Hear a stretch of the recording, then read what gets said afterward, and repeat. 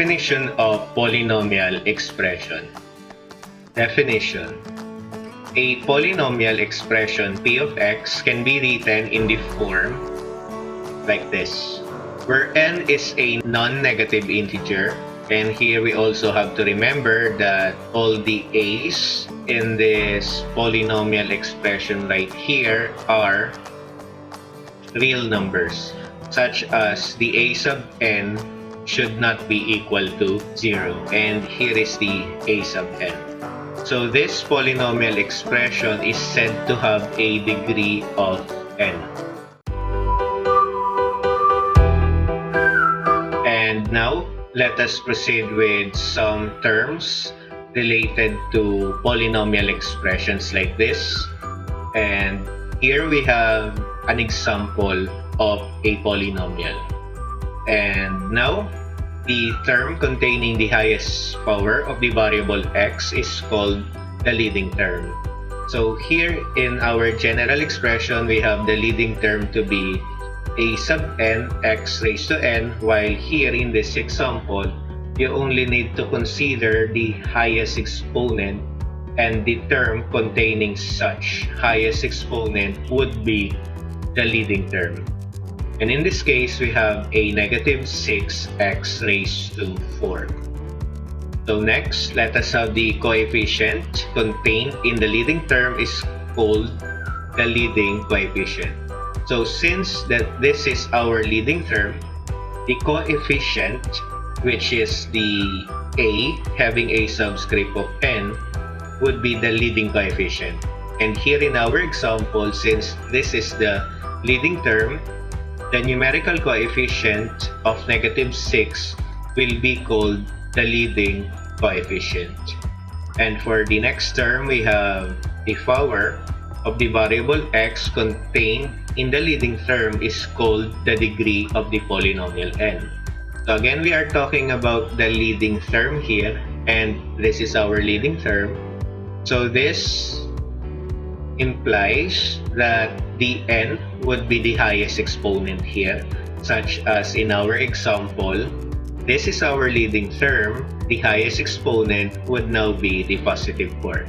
And this is the degree of such polynomial expression. And for our next term, we have the real numbers, a sub 0, a sub 1, a sub 2, or simply all the a's are the coefficients or constants. Here we have our constants to be the negative 6, positive 8, negative 1, and followed by a positive 10 and a negative 7. And the next would be the term containing the real number a sub 0 is called the constant term. So looking at our general expression, we have our a sub 0 here. And you will notice that there's no variable, so we have our constant term to be such term without the variable x, which happens to be the negative 7. And now let us proceed with identifying polynomial expressions. So here, we would like to identify which of the following are polynomial expressions. For number 1, it is a polynomial expression. So let me just have this be marked with a check. Okay, so I will be marking all the polynomial expressions with a check. And looking at the other one, you will notice that one of the conditions for having a polynomial expression in the definition is to have our n be not equal to 0, as well as it should not be a negative number. Okay, so let us mark this. So this is the reason why is it that this expression is not a polynomial expression. So let us simply mark this with an X. And for the third one, so this is a polynomial expression. In grade 9, you have already encountered the exponential expression. And having a negative exponent like this results into something like this. So that means this expression here is basically the same with this one. So this implies that there should not be an exponent in the denominator. But in this case, you will notice that our denominator only contains a constant. So for as long as the denominator doesn't contain any variable, then this will be a polynomial expression. And now for number 4. So notice that it is basically the same with the third one. And this would be a polynomial expression, having each of the term to have a denominator of 7. Since we do not have a variable in the denominator, this will still be a polynomial expression. And for number 5, here is another counter example. So this is not an example, a polynomial expression, because the exponent should be a non-negative integer. So integer implies that the number is a whole number. And by looking at this, we have an exponent which is a fraction. So this is not a whole number, so this is not a polynomial expression.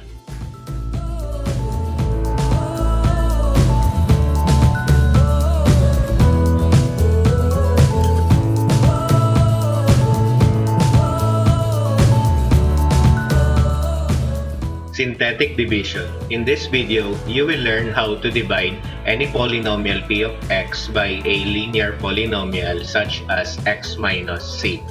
And let us proceed with this problem. So divide this polynomial by x plus 3. So the first step is to identify the constant in our divisor such as x plus 3. So doing so, we have to equate such divisor with 0, and we should have this be written in terms of the value of x. And applying the addition property of equality, we should add to both sides a negative 3, so that our resulting equation would now be x equals a negative 3. So this negative 3 will now be used in our synthetic division. But before we do that, we should make an inspection first with our polynomial. Here you will notice that the polynomial is not written in the proper order.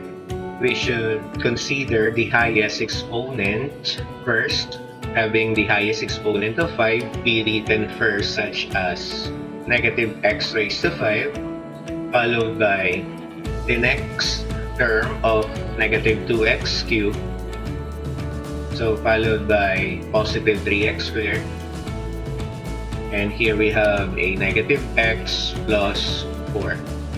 But you will notice that this polynomial expression has a missing term.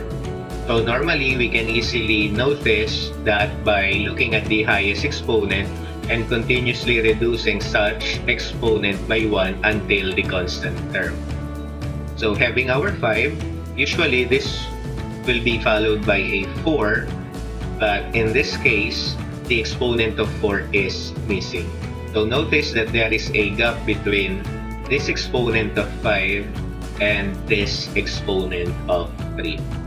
So remember that in the steps, we should supply or write a 0 for such missing term. Doing so, we have a negative x raised to 5, having the term containing the exponent of 4 having a coefficient of 0, then we will have this to be 0x raised to 4, followed by negative 2x cubed plus 3x squared minus x plus 4. And since we have this polynomial written in the proper order, as well as having a 0 for the missing term, then we can now set up the coefficients of our polynomial in the synthetic division process. Having this value of negative 3 written first, like this, And now, writing all the coefficients of this polynomial, having a negative 1 here, followed by a 0, followed by a negative 2, positive 3, negative 1, and the constant 4. So the synthetic division usually comes with 3 rows, such as the coefficients here, and another row of values here, and another row of values here. And now for our third step, we should bring this first coefficient down here, writing negative 1. And for our next step, we should have this number be multiplied with the constant. So having our negative 1 times negative 3, we have a product of positive 3. And for the next step, we should have this product be added to this coefficient, which gives us a positive 3. And for our next step, we only have to repeat such procedure until the last number is determined here. Doing so, we have our 3 be multiplied with negative 3, and we have a product of negative 9. Adding these two numbers together, we have a negative 11, and multiplying the negative 11 with the negative 3, we have a positive 33. And adding these two numbers together, we have a 36. And 36 multiplied with negative 3, we have a product of negative 108. And adding these two numbers together, we have a negative 109. And finally, we have to multiply the negative 109 to negative 3, and we will have a product of positive 327. So adding this together, we have 331. And now, to have the quotient, we should always remember that the last number here represents the remainder, while the remaining coefficients are the coefficients of our quotient q of x. So normally, we are writing the quotient by having the literal coefficients of x with an exponent of the degree of such polynomial p of x, which happens to be the highest exponent 5, reduced by 1. So having this coefficient of negative 1, writing the variable x being raised to 4. So remember, we only reduce the degree of our polynomial by 1 for us to have this exponent of 4.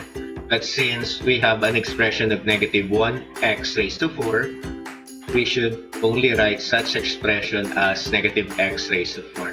And for our next coefficient, we have a positive 3. And we only need to reduce such exponent of 4 by another 1, having our x to have an exponent of 3. And we only have to repeat such procedure.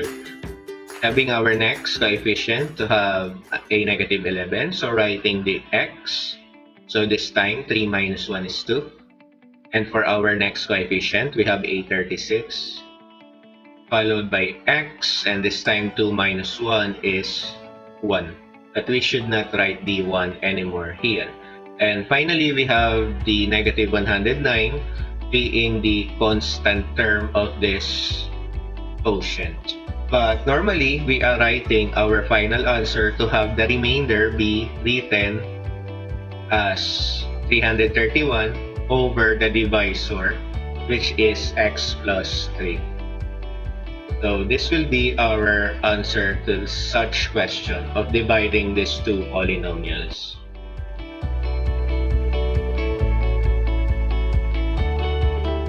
Remainder theorem.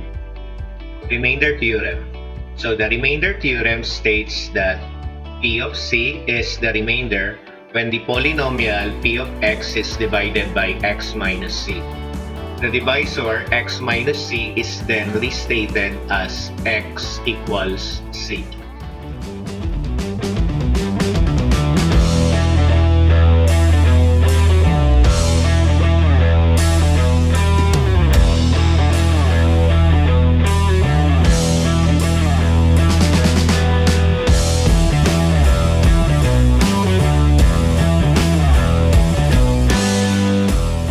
factor theorem.